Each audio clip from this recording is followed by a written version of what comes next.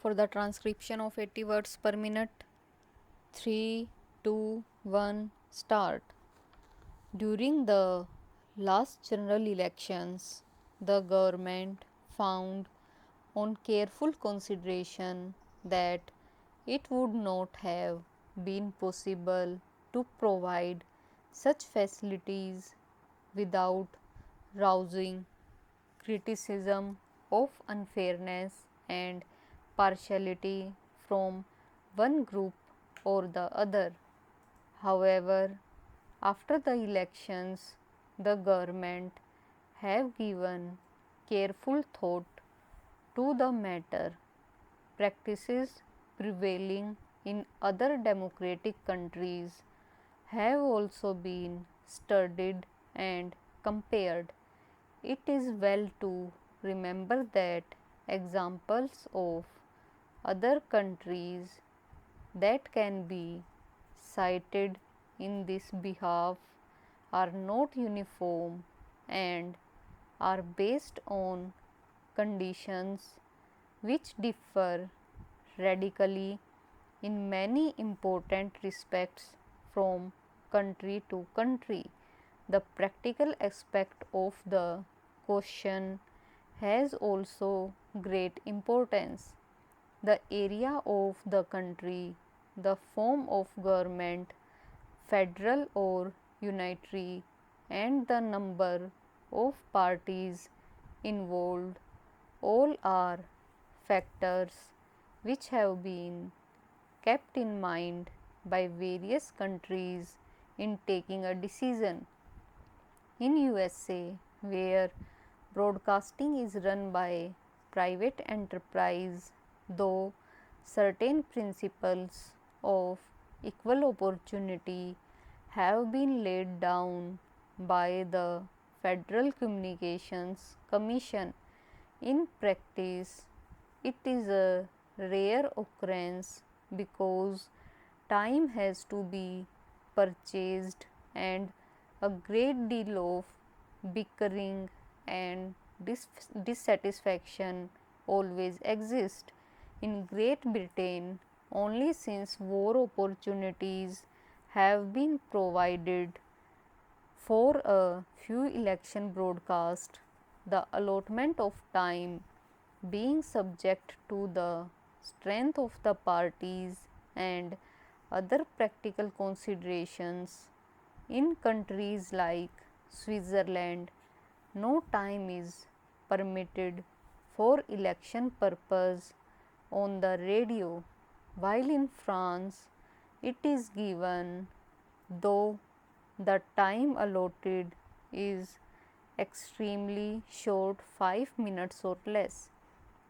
It is clear from a study of foreign practices that each country has taken the conditions prevailing there and also the number of parties and other factors into consideration.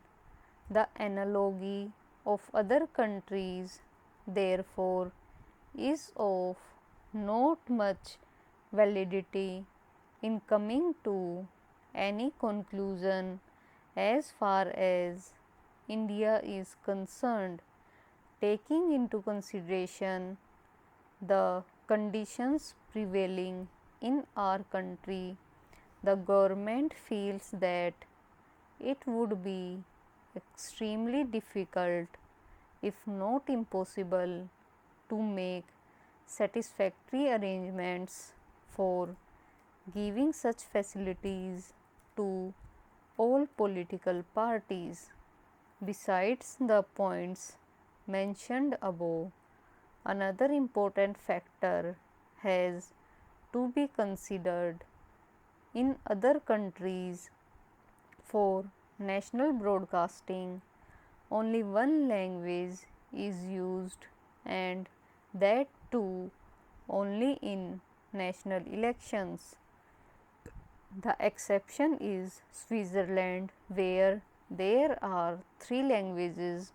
That it is one of the important reasons that Switzerland does not permit the use of the national radio for election purposes and even for commercial purposes.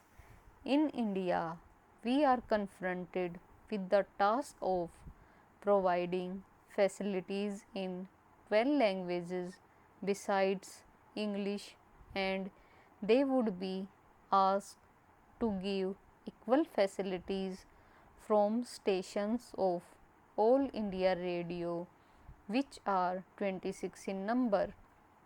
Moreover, in working out any practical formula, it has to be remembered that the number of parties which will have to be provided with these facilities comes to nearly 26.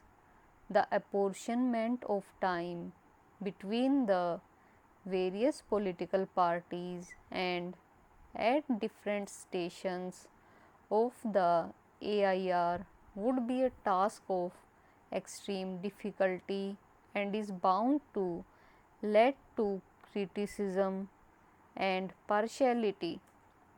The determination of the principle for purposes of allocation of time will also lead to much controversy.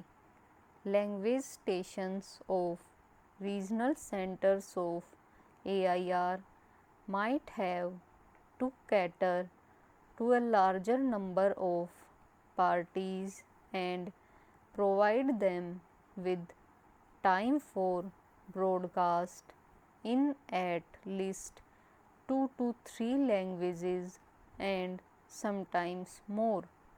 Apportionment of time is made in different countries in different manners, some doing it on the number of votes pooled, others on the number of candidates put up by parties.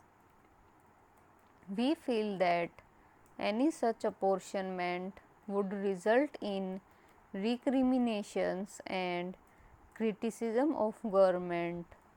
On the other hand, if all parties have to be provided with equal time, the normal activities of the AIR stations will have to be drastically curtailed during the election time.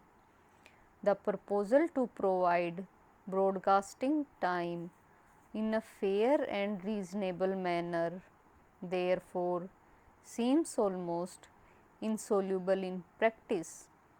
In view of these practical considerations, government have come to the conclusion that it would not be possible to allow political parties generally to utilize the facilities of the radio for election purposes.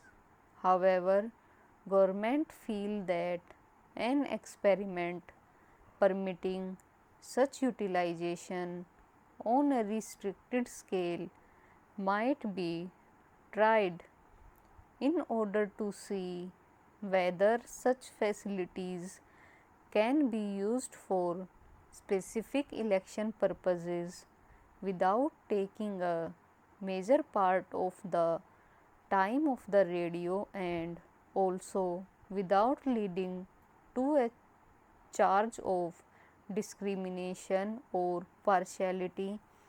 It has been decided that the four All India parties recognized by the Election Commission might be allowed the facility of supplying a summary of their election manifestos prepared by themselves, which will be broadcast by AIR subject to usual rules.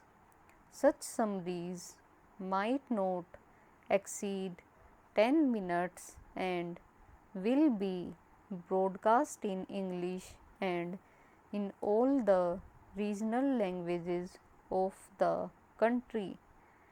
If this opportunity is allowed at least to the leading political parties of the country, it will surely further strengthen the system of democratic government in the country and will provide healthy and fair conditions for fighting the general election.